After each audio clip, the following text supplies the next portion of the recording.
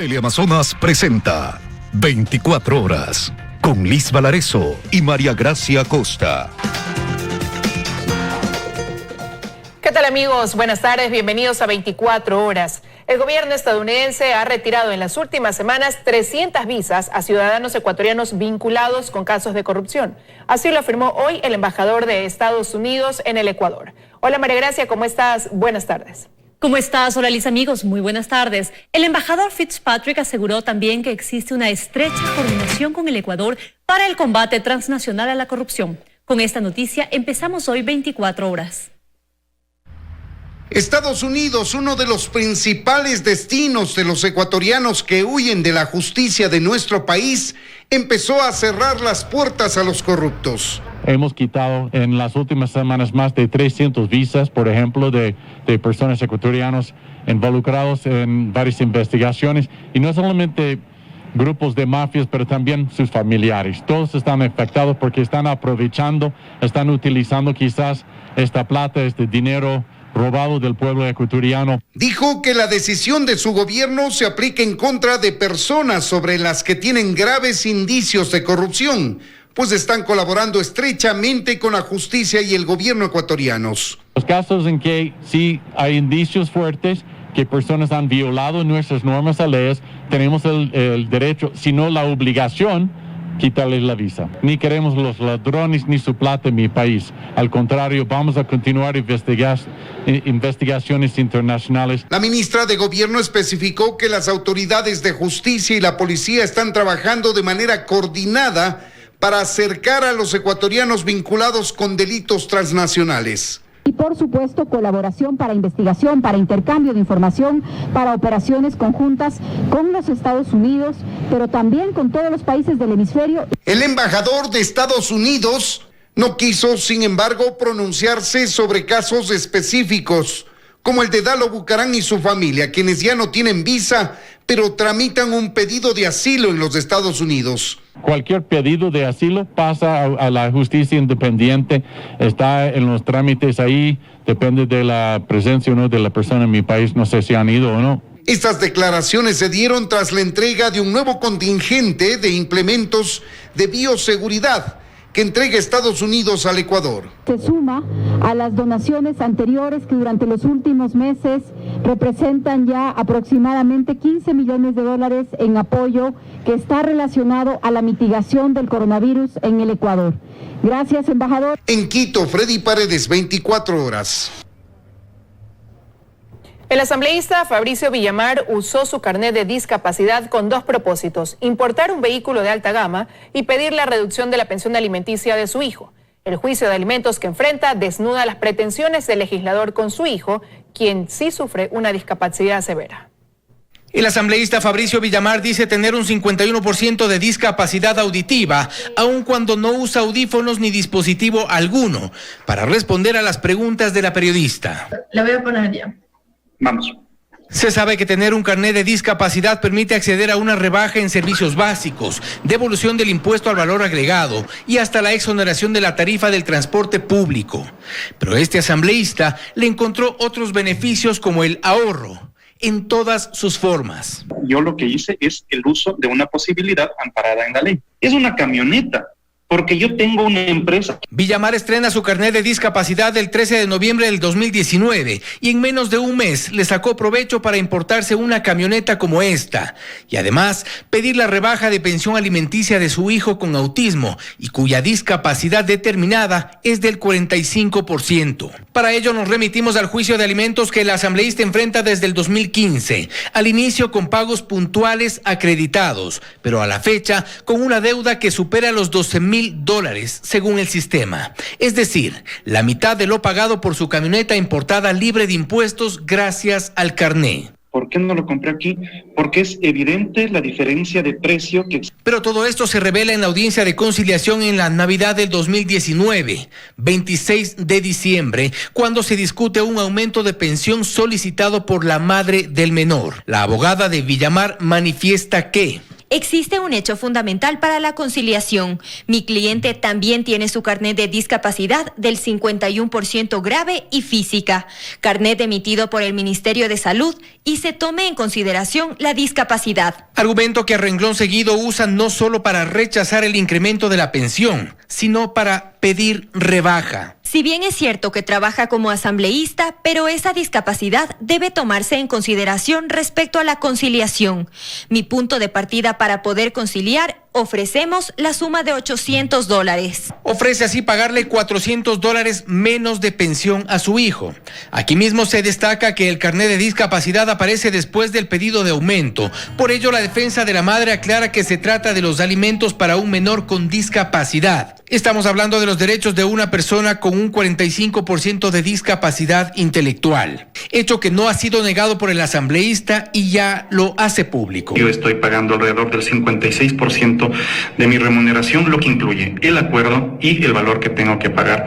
Mi hijo tiene una discapacidad igual que yo. Pero la intención de rebajar la pensión alimenticia argumentando la discapacidad propia y obviando la discapacidad severa del menor es rechazada por quienes trabajan de cerca en la defensa de los derechos. Más condenable es cuando el beneficiario de ese alimento es una persona con discapacidad. Pues no solo es la entrega de los certificados, es su uso y el provecho que muchos le han sacado al carnet de discapacidad. En Quito, Fausto Yepes, 24 horas.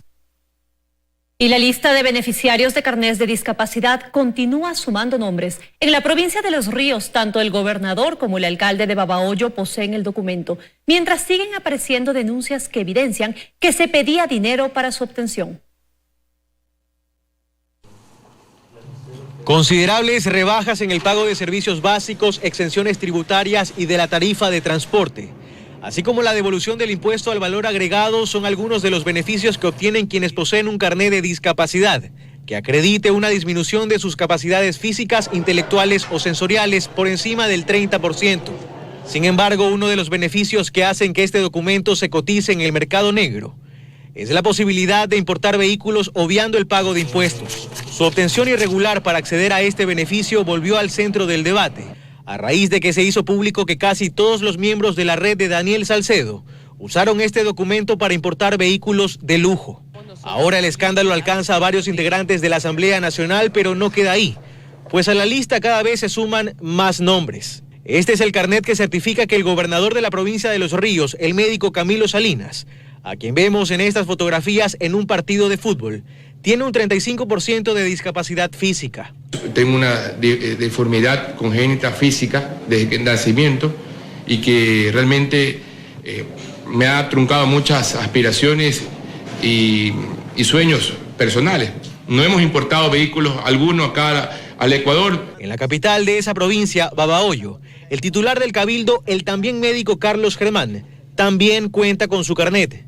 Él, por contrario, sí registra la importación de un vehículo con exención de tributos el 30 de agosto de 2019 según el Servicio de Aduanas. Ahí en Babahoyo pudimos conocer que existen tarifas para conseguir un carnet.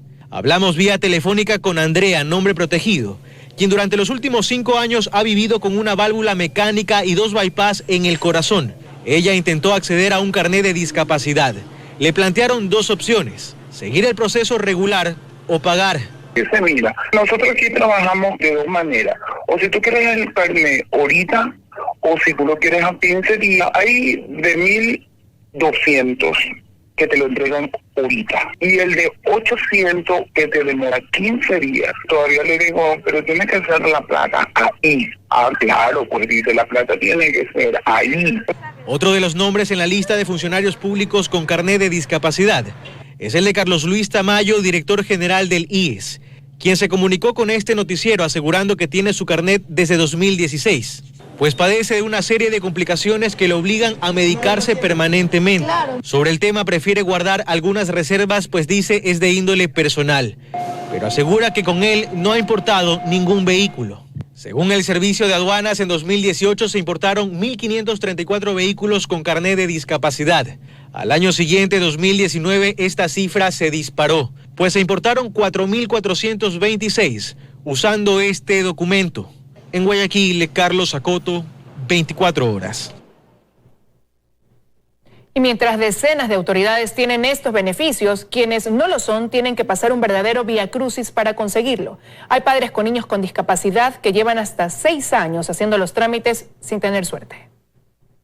Quien los saluda desde su ventana es Juliana. De ella vamos a hablar hoy. Tiene 10 años, pero su desarrollo intelectual es de una niña de 5. Padece el síndrome de Williams. Su mamá nos dice que es similar al síndrome de Down para que entendamos mejor lo que padece su hija. Desde que nació recibe terapias de todo tipo. Y claro que ha intentado obtener el carnet de discapacidad. De hecho, lleva años en eso. Me han mandado de arriba para abajo. Me dicen que ella tiene que tener los resultados del doctor de terapia y lenguaje, de la psicóloga y de la de ocupacional, para con eso archivarlos y poderse darle la orden al director del subcentro donde ella está haciendo para que él dé la firma para poder llevar eso a Ministerio de Discapacidades Especiales. En eso, ¿cuánto tiempo usted lleva? Ya llevo casi 6 años. Y nada. Y nada. 6 años pidiendo un carnet. Y eso, precisamente, tiempo, es lo que no tiene César Marín.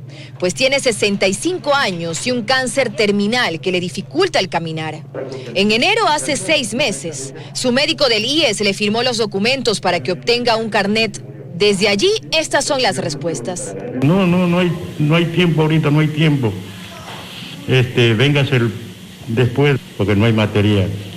Me fui otra vez, nada. Usted, viendo que a algunas personas le dan el carnet de discapacidad, ¿qué siente como madre de una niña con discapacidad? Indignación, porque no es justo que abusen de los inocentes. Señorita linda, que tan injusticia es la vida. Usted cree lo que yo siento, es amargo. Hemos recurrido al Ministerio de Salud Pública, pero esta cartera de Estado sigue sin responder las solicitudes de información que hemos pedido por diversos medios, sin que conozcamos con ayuda de quién se entregaron los carnet y si hubo o no violaciones a los procesos. Hoy sumamos un día más al silencio del Ministerio de Salud. Dayana Monroy, 24 horas. Mientras tanto, el Pleno de la Asamblea Nacional da luz verde para debatir 2 resoluciones sobre la emisión de los carnets de discapacidad. Estos votos tuvo la propuesta de Marcela Holguín.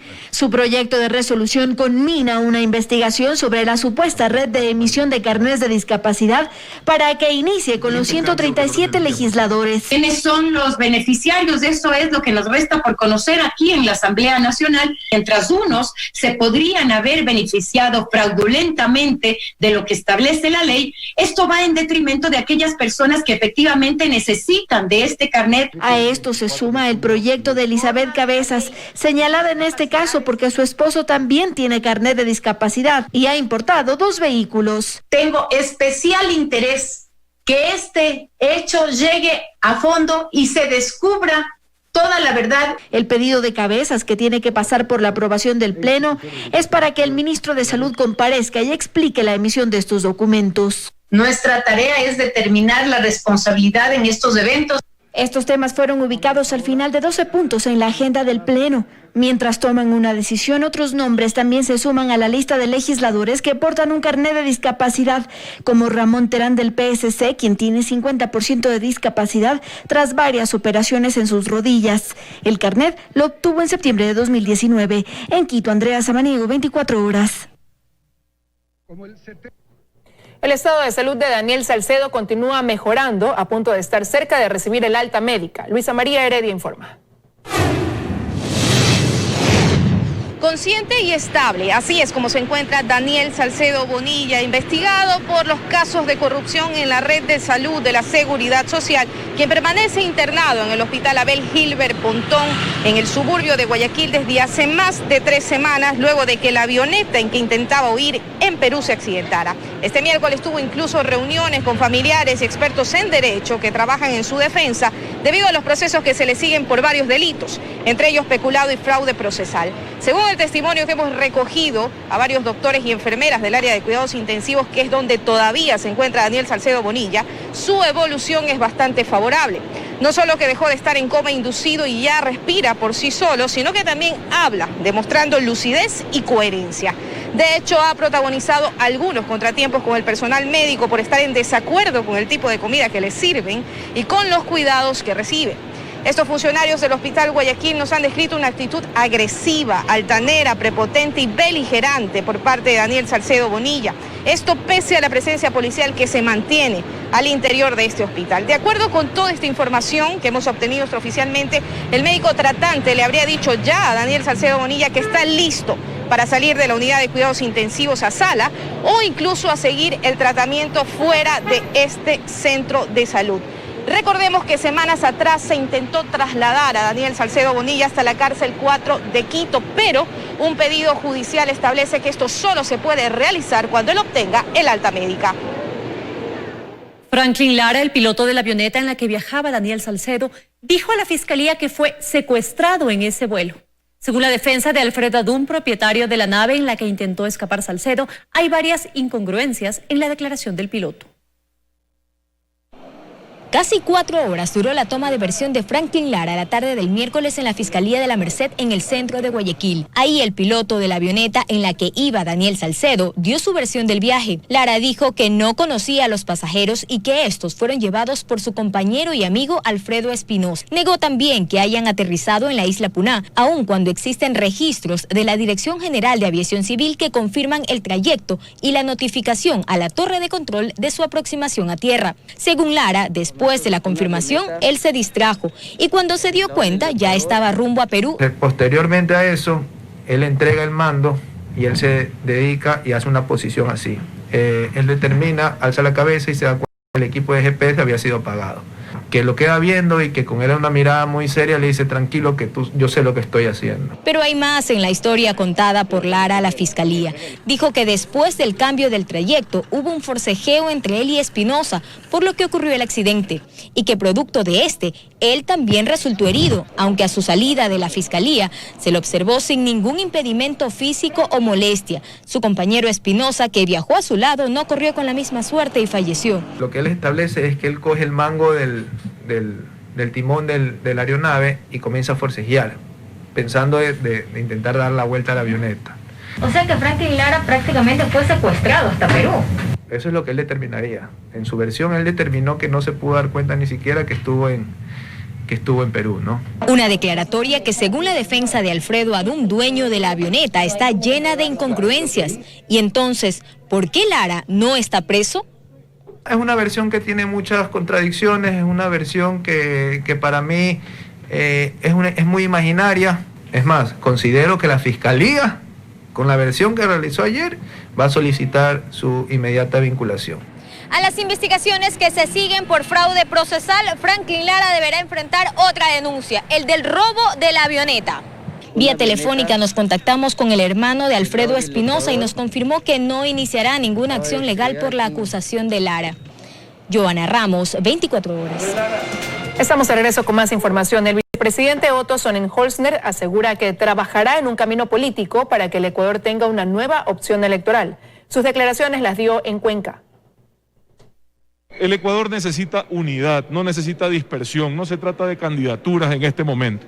Yo trabajaré para buscar ese camino que nos una no por ideología sino por objetivos. Ese trabajo que he hecho desde la vicepresidencia lo haría también en función de un camino electoral en donde no necesariamente sea yo quien participe, porque insisto, no se trata de las personas, se trata de los objetivos. Y ese camino voy a empezarlo a trabajar en los próximos días para que el Ecuador pueda tener una opción, lejos del autoritarismo, lejos de la corrupción, lejos de la prepotencia, lejos de tantas cosas que nos han hecho tanto. La audiencia de apelación a la sentencia del caso Sobornos está en la recta final. Los 20 abogados defensores ejercen su derecho a la réplica. Daniela Valencia informa. En este último día de audiencia de apelación a la sentencia del caso Sobornos, prima la comparecencia vía telemática. Incluso la fiscal general Diana Salazar se ha sumado a esta nueva modalidad y solo 4 de los 20 abogados participan de forma presencial. Al momento, 11 de estos abogados han ejercido su derecho a la réplica. Esta diligencia está en la recta final. Bueno, yo estoy convencido que el tribunal será objetivo y que va a valorar adecuadamente la prueba. Y estoy también convencido, por lo tanto, de que existirá más de un procesado que va a ser encontrado inocente. A pesar de que algunos defensas dicen que este caso es político, ¿cree que el tribunal? El caso efectivamente es político, el caso efectivamente se ha vuelto mediático, pero no por ello, eso no involucra que los juzgados, que el tribunal deba faltar en contra del debido proceso. En su última intervención, la fiscal general Diana Salazar le solicitó al tribunal tomar una decisión apegada al derecho, pues dijo este caso es una muestra clara de la lucha contra la corrupción que tanto requiere el país, por lo tanto le solicitó se desechen los recursos de apelación y se ratifique la sentencia de acuerdo al grado de autoría, es decir, en contra de 10 empresarios y 8 exfuncionarios, entre los que se encuentra el expresidente Rafael Correa y el exvicepresidente Jorge Glass, una pena privativa de libertad de 8 años. Juzgados de Esmeraldas, El Oro, Manabí, Los Ríos, Tungurahua y Cañar desestimaron 10 acciones de medidas cautelares interpuestas contra el informe de la Contraloría General del Estado, que recomienda al Consejo Nacional Electoral dejar sin efecto la inscripción de 4 movimientos políticos por incumplir requisitos constitucionales y legales. Los magistrados argumentaron que Contraloría es la autoridad competente para emitir este acto administrativo y que los fallos señalan que las labores de control público no constituyen una injerencia en las actuaciones del CNE.